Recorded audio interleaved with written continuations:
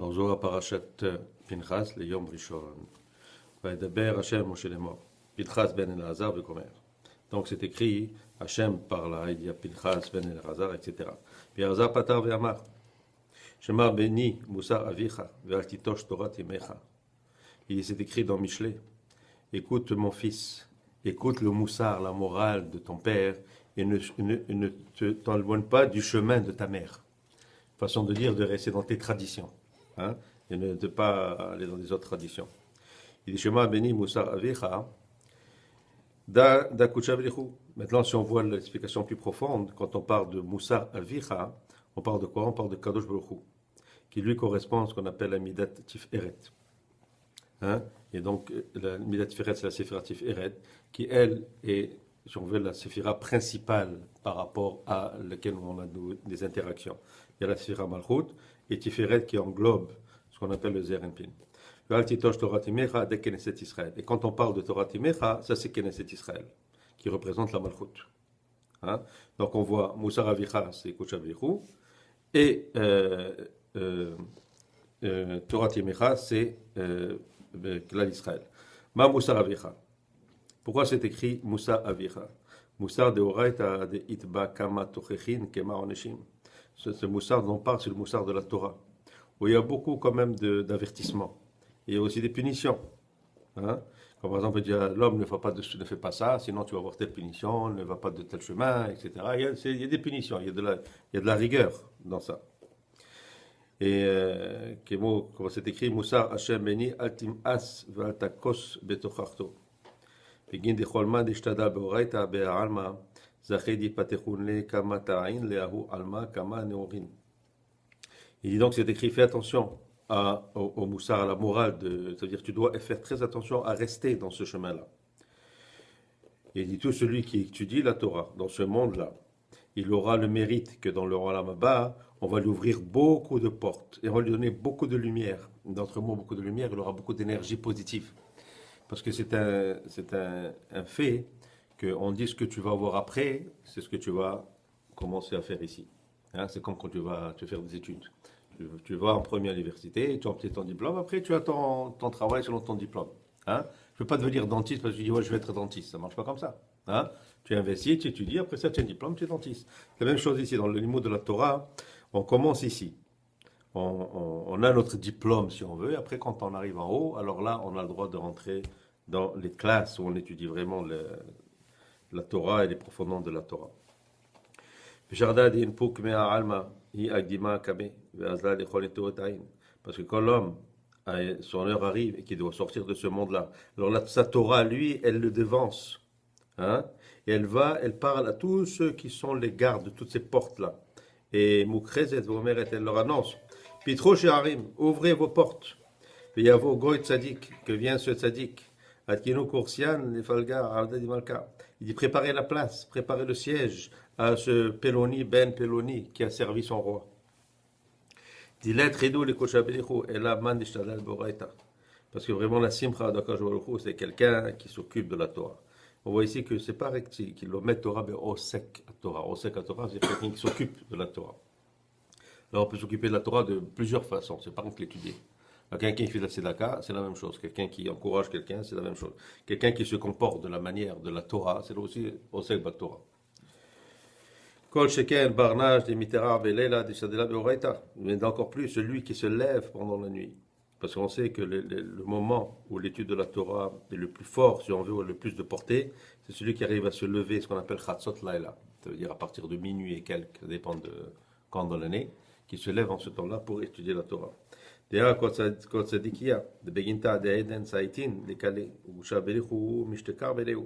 qu'à ce moment-là, tous les tzadikim qui sont dans le Gan Eden, ils sont là, ils sont assis à Kadosh Baruch Hu, il est avec eux. Comme c'est écrit, Ayoshevet Baganim Chaverim, Makshivim le Koler Hashmeeni, qu'on dit dans Shir HaShirim. Il dit Yoshevet Baganim, c'est quoi? C'est la Shekhinah, parce qu'on voit que c'est au féminin. Hein? Et Baganim, c'est quoi? C'est Gan Eden. Il dit Chaverim, c'est quoi? C'est les tzadikim qui sont dans le Gan Eden. Et tous, ils écoutent la voix. Hein? Et donc, il écoute la voix de qui? Il écoute la voix de ceux qui étudient la Torah ici. Les Makshivim. L'Akshiv, en hébreu, ça veut dire qui écoute. Hein? Alors ils sont en haut pour écouter ceux qui étudient ici à ce moment-là. Bishimon Amar, Akira Raza de Chochmata Idbe. Il dit ce passage qu'il y a beaucoup de secrets dans ça. Et Shevet Baganim, da Knesset Israël, de Begaluta im Israël, ve Azla im Mehon be Aktiu. Il dit, quand il dit à Yoshevet Baganim, celle qui était assise dans les jardins, on parle de quoi? On parle de Knesset Israël. Et on parle de Knesset Israël. Et qui c'est qui est assis avec eux? C'est la Shekhinah. Parce que tant que les Israël sont dans la galoute, hein, elle aussi, elle est dans la galoute. Et quand ils ont de la peine, et qu'ils ont des tsarot, parce qu'ils ne sont pas chez eux, et bien la Shekhinah, elle est la même chose. Il dit, Chaverim, Makshivim, les colères. Les amis ou les collègues écoutent ta voix. Mesharian ilahin kulehu saitin les colères. L'école touche barter begaluta. Il y en parle de qui? De Chaverim. C'est une autre interprétation. On parle de tous les camps des anges qui tous ils écoutent. Ils écoutent les voix de tous ceux qui se plaignent en quelque sorte par rapport au fait qu'ils ne sont pas en Eretz Israël. Tu vois? Alors il y a ceux qui sont dans la galoute qui se plaignent dans la galoute. Il y a qui sont dans la galoute et chaque jour, quand ils disent la Hamida, ils disent Boné, Yerushalayim, Mekabes, Sitréramo, Israël, c'est-à-dire qui ramassent tous les égarés ou tous les dispersés de Eretz Israël, qui le sentent vraiment. Et ils écoutent cette voix. On voit qui c'est qui demande. Hashmeini, écoute-moi, comme tu dirais, Haeni et Mar'ari, Hashmeini et colère. Tout ça, c'est dans Shirachirim. Il dit que j'écoute ta voix. Il dit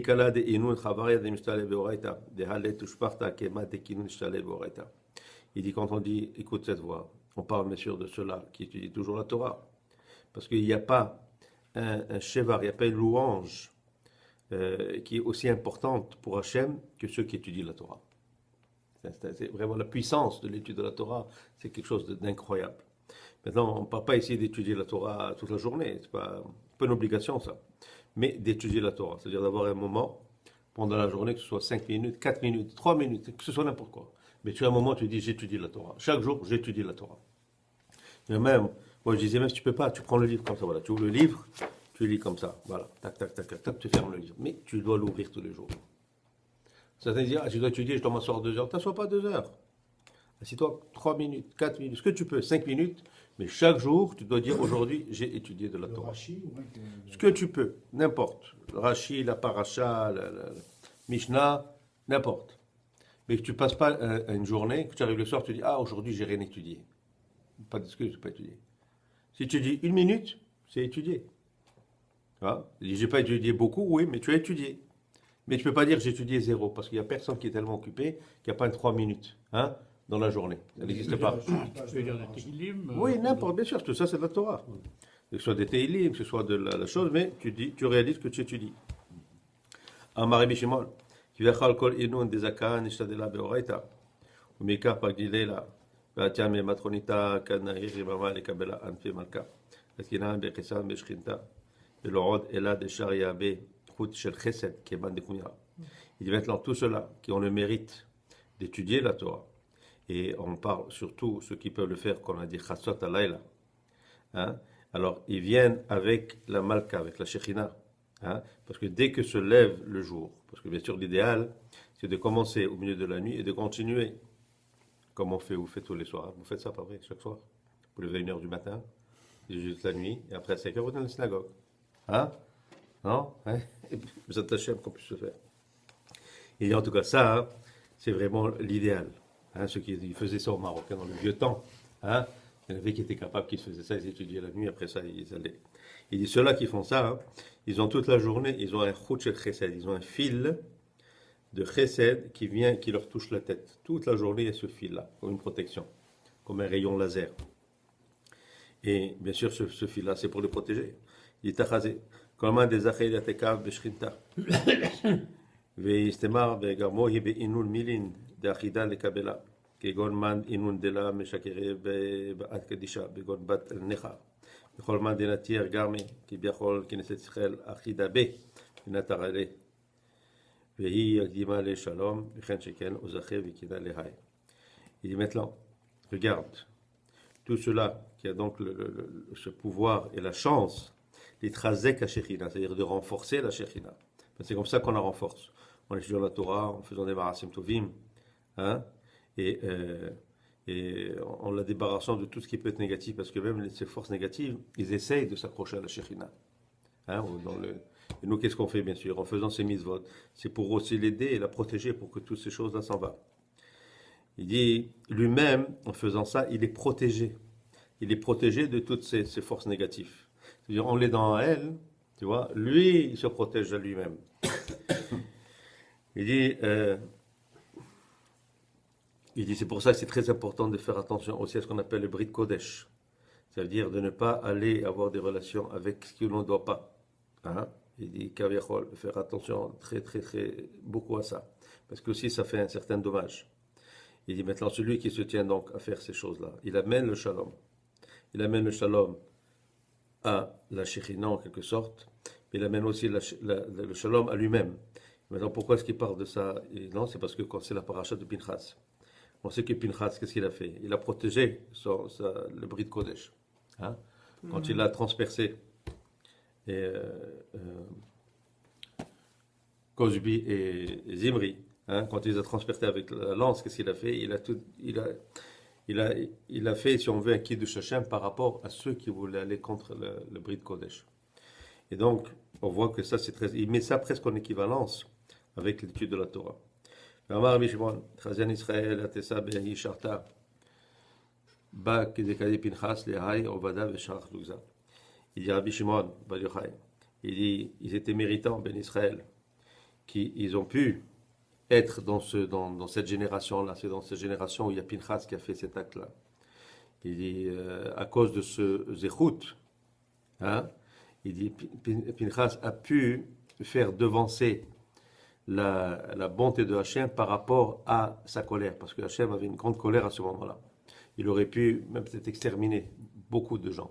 Mais parce qu'il a fait ce geste-là, ben il a en quelque sorte calmé Hachem, et Hachem, il a enlevé cette revanche, il l'a transformée en bonté. Comme c'est écrit, Eshiv et Ramati, mais al ben Israël. Hein? Donc il a enlevé, il a ramené, il a enlevé ma colère, il a eu la bonté. Alors qu'est-ce qu'on peut comprendre par là? C'est que nous, à notre niveau, on peut aussi faire ça. C'est-à-dire, il y a une colère, comme j'ai dit hier dans le Dvar Torah par rapport aux 3 jeunes qui ont été assassinés. Il y a eu une colère de Hachem qui a eu et qui a été permise d'être. Elle n'aurait pas dû, mais ça s'est fait. Alors qu'est-ce qu'on doit faire, nous? Avec nos actes, on doit essayer toujours d'amener du chesed par rapport à Hachem. C'est-à-dire de provoquer le chesed de Hachem.